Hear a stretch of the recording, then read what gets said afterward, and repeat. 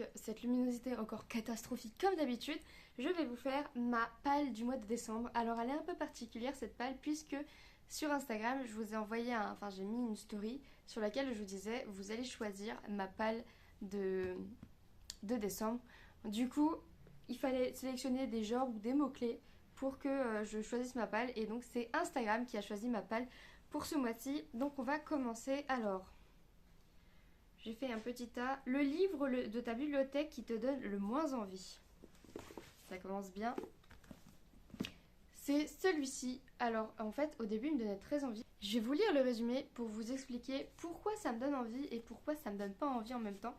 On est à Londres 1830. À 26 ans, Iphigénia découvre que sa tante est la victime d'un ignoble maître chanteur. Pour le démasquer, elle va se faire passer dans la haute société pour la maîtresse du très riche et puissant Marcus Valerius Cloud, qui semble-t-il a également été enlevé par le même individu. Alors s'engage pour elle une investigation riche en surprises. Je ne sais pas quand il a été édité. En vrai, la couverture, elle me donnait un peu envie au début. Je sais pas, elle est... C'est vieux, quoi. Oui, c'est du vieux, hein. Ça doit même être l'un des plus vieux livres de ma bibliothèque, d'ailleurs. Mais pas le plus vieux, clairement pas le plus vieux. Celui-là, il est vieux, mais pas à ce point. En plus, je l'ai acheté moi-même parce que j'ai vraiment envie de le lire, mais... Je l'ai acheté... Donc il est sorti en 1994 et il s'agit de La Dame de cœur de Amanda Quick. Aux éditions France Loisirs. Ça me donne envie, on verra si je le lis ce mois-ci, ça serait bien parce que de toute façon si je me fais une palle c'est que je dois la lire. Parce que sinon à la fin de l'année ce que je vais faire c'est que je vais revoir toutes les palles que j'ai fait cette année. Et au mois de janvier, je serai obligée de lire au moins la moitié de ces livres. Et si je lis pas la moitié de ces livres, c'est qu'il y a un petit souci. Et donc je pense que je vais faire une vidéo où je lis l'intégralité des livres que je devais lire cette année, qui m'étaient dans mes palles. Et je fais un 24 heures de lecture où je dois les lire. Je pense que c'est la meilleure solution pour pouvoir les dilapider. Un livre avec une couverture bleue. Alors, un livre avec une couverture bleue. J'ai reçu très récemment Cap sur vous, stratégie féministe pour une carrière choisie par Sophie Gourion et je l'ai reçu de la part des éditions Alicio. Des éditions Alicio Éditions, j'ai eu du mal. C'est par l'autrice de Les filles peuvent le faire aussi et donc on est sur une aide pour comprendre un peu ce qu'on veut faire comme travail et ce qu'on peut faire comme travail si j'ai bien compris. Et moi je trouve ça très intéressant puisque je suis actuellement sans emploi. Je peux même pas dire au chômage puisque je touche pas le chômage. Je suis actuellement sans emploi parce que l'université me prend tellement de temps et en plus j'ai des stages à faire pour l'université, je ne peux pas travailler. Donc en fait ce mois-ci j'ai un stage de 35 heures en plus des cours. J'ai pas envie de faire ma feignasse mais ça fait 3 ans que je travaille en même temps que les cours. Et là cette année je me suis dit ouais non c'est bon on fait que les cours. Du coup, j'arrive à faire des petits boulots de une semaine par mois. Par exemple, le mois dernier, j'ai travaillé une semaine à Leclerc, ce qui m'a donné un petit peu d'argent et du coup, j'ai pu payer ce que j'avais à payer. Et donc voilà, je fais un peu comme ça. Mais j'aimerais bien à partir de janvier, puisque mes stages seront terminés, à partir de janvier, retrouver un boulot en plus de l'université. Mais c'est un peu compliqué en ce moment de trouver un boulot. Donc voilà.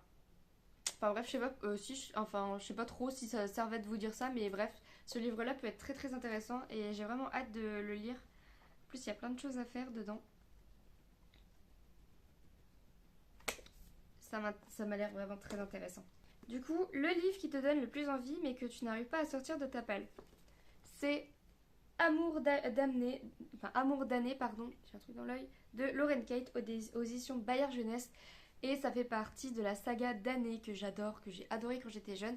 Le problème, c'est que ce livre-là était financièrement introuvable. Vraiment, il était trouvable, mais à des prix exorbitants. Donc, j'ai jamais eu la suite. Et comme Volupté, qui est juste ici, qui était à des prix improbables, vraiment. Et là, on a le dernier Trahison qui est à 200 euros. Bien les gens. Et donc, il est impossible de les lire parce que les derniers tomes sont à des prix exorbitants. J'ai eu la chance de trouver celui-ci aux Emmaüs pour 1 euro. J'étais refaite. J'étais trop heureuse. Mais du coup, c'est des livres que j'ai très envie de lire, mais je sais pas si ça vaut le coup de les lire, sachant que le dernier tome coûte 200 euros. C'est une de mes sagas préférées. En plus, quand j'étais jeune, je les ai achetés comme ça au magasin parce que c'est sorti Ah, j'ai cru qu'il y avait une bêtise qui se faisait. C'est sorti en 2012 et du coup, moi, quand j'étais petite, bah, je les achetais dans les magasins et voilà, c'était cool, quoi. Sauf que j'ai grandi, j'ai arrêté d'en acheter parce que je n'avais plus d'argent et une fois adulte que j'ai pu me les acheter, eh ben, c'était plus possible. Voilà. J'aime beaucoup les gens qui mettent des prix exorbitants sur des livres. C'est comme si c'était eux qui les avaient créés, comme si c'était eux qui les avaient écrits. C'est énervant. Le plus vieux livre de Tapal, le plus vieux livre de Mapal, c'est Le Chevalier d'Émeraude, tome 3, Piège au Royaume des Ombres de Anne Robillard, aux éditions Michel Lafon. Et pour vous expliquer le pourquoi du comment, je ne l'ai pas lu. Parce que j'ai toute la saga, j'ai toute la série de bibliothèque. Je les ai tous. Je les ai tous, j'ai même les Chevaliers d'Anquidiave, je les ai tous. Mais le problème, c'est que j'ai lu le tome 1. Le tome 1 était long, mais j'ai adoré. Le tome 2, j'ai adoré. C'est écoulé 5 ans. Donc il faut que je relive le tome 1. Je sais que le tome 1 est long. J'ai pas trop envie. Après, quoique mon copain est en train de lire le tome 1, je vais peut-être lui demander de me respoiler le tome 1. Quand il lira le tome 2, il me respoilera le tome 2. Comme ça, je pourrais relire le tome 3. Enfin, je pourrais lire le tome 3. C'est une potentielle possibilité. Voilà, du coup, c'est parce que le tome 1 est trop lent et que j'ai mis trop de temps à lire la suite que ben, je l'ai pas fini. Non, j'ai toute la saga. Oui. Pays nordique. Alors, je croyais que j'en avais. J'ai cherché des livres qui se passent au Danemark. J'ai pas trouvé. Dans ma palle, pas dans les livres lus. Pardon, ma voix est bizarre. Dans ma palle, il n'y a pas. J'ai essayé Danemark, j'ai essayé la Suisse, j'ai essayé la Norvège. Pas trouvé, j'ai pas trouvé. Du coup, je me suis dit, bon, ben, on va juste mettre pays du Nord. Pays où il fait froid, où il y a de la neige. Voilà, j'ai rebaptisé, je suis désolée. Et du coup, pour ça, j'ai mis Maxime Chatham, L'illusion de chez Albin Michel. Et on est sur Bienvenue au Valcarios, petite station de ski familiale qui ferme ses portes l'été. Ne reste alors qu'une douzaine de saisonniers au milieu de bâtiments déserts. Hugo vient à peine d'arriver, mais déjà quelque chose l'inquiète. Ce sentiment d'être épié, ces visions qui le hantent, cette disparition soudaine. Ça m'a l'air trop bien. Mais après, je me demande si ça se passe en été.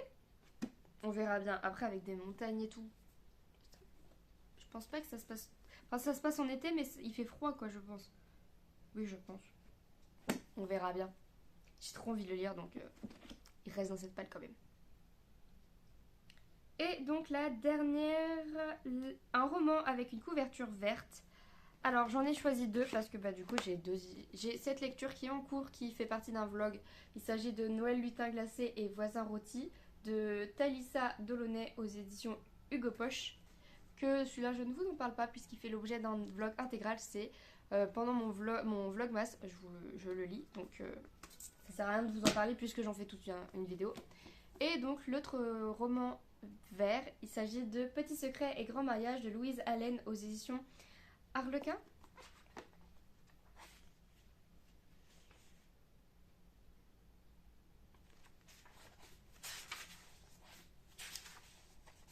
Harlequin, oui. Et donc si je le lis, c'est parce qu'on est derrière, c'est marqué Tasse de thé, mousseline, tout l'esprit de la régence anglaise par Jane Austen. Et comme je suis en train d'écrire un mémoire sur Jane Austen, je suis dans l'obligation de lire autant de réécriture de Jane que possible pour mon mémoire que je dois rendre en janvier. Oui, oui, je viens de paniquer, c'est pas grave, c'est pas grave. Ensuite, les derniers livres de ma palle, et ça, c'est des livres que je pense que vous connaissez, sauf celui-ci, pardon, qui est trop mignon. C'est À la recherche du cadeau perdu qui était dans mon calendrier de l'Avent. Et donc c'est le calendrier de l'Avent Kinder et on est dans l'histoire d'un petit bonhomme de neige qui perd notre cadeau. Et du coup chaque jour on a des petites missions, je vais vous montrer. Donc le jour 2 on est présenté et par exemple on a des petites missions pour essayer de retrouver notre cadeau et je trouve ça mais trop mignon, j'adore, j'aime beaucoup. Dans le calendrier de l'Avent Kinder avec les chocolats et tout, il y avait celui-là au milieu. Je me suis dit, oh, allez il a moins 50% sur le deuxième, je tente. Et j'adore. Ensuite, mon autre calendrier de l'Avent, c'est Un cœur pour Noël de Sophie Jomain aux éditions Ozu. Et donc on est... Il est déjà ouvert puisque moi je l'ai eu d'occasion. Et donc on est sur un livre que chaque chapitre, bah, du coup c'est un jour en attendant Noël. Pour l'instant, c'est l'histoire de Avril qui a 18 ans et qui a un problème au niveau du cœur et qui ne peut pas faire de grandes activités. Et pour les vacances de Noël, pour réviser ses partiels, elle décide d'aller chez son père qui lui a une station de ski, si je me trompe pas. Enfin bref, il habite dans les Alpes, j'en sais pas plus pour l'instant, et donc à mon avis il va y avoir une romance, mais moi pour l'instant j'en suis au chapitre 1. Il faut que je lise le chapitre 2 tout à l'heure, j'en sais rien, je ne sais pas tout, je ne sais rien du coup. Ensuite on est sur Secret Santa de Sophie Jomain aux éditions Oju toujours, et on est sur Fenet, j'ai oublié son prénom. Bref, l'héroïne de ce roman, c'est une fille qui est assez riche et du coup elle est en colocation avec une fille qui elle n'a pas beaucoup d'argent et qui travaille très dur pour pouvoir avoir un avenir et qui adore ses études et qui a choisi ses études. Au contraire de notre protagoniste qui elle n'a pas du tout le sentiment d'avoir choisi les bonnes études et elle commence à remettre sa vie en question, elle se demande si elle ne devrait pas tout abandonner. Donc on a une différence de milieu social entre les deux personnages. Pour l'instant, j'adore Inès. Je supporte pas trop bien le personnage principal, surtout son copain, qui est très bizarre. Vraiment, il l'appelle Mapou, il rigole, il lui dit ben non, on va pas réviser, viens, on va faire la fête. Et je l'aime pas du tout son copain. J'ai bien hâte qu'elle le largue. Voilà. Donc c'est tout pour ma palle du mois de décembre. Donc en vrai, j'ai été trop contente de vous faire choisir ma palle. C'est drôle, je trouve, c'est assez amusant. Je le ferai peut-être pour le mois prochain. Et ça me fait sortir des livres que je ne penserais pas sortir. Donc ça, c'est trop cool. N'hésitez pas à me dire en commentaire si vous avez lu les livres que je vous ai présentés ou si vous allez les lire. Et surtout, donnez-moi envie de les lire. Je vous fais des gros bisous. N'hésitez pas à liker, commenter et à vous abonner.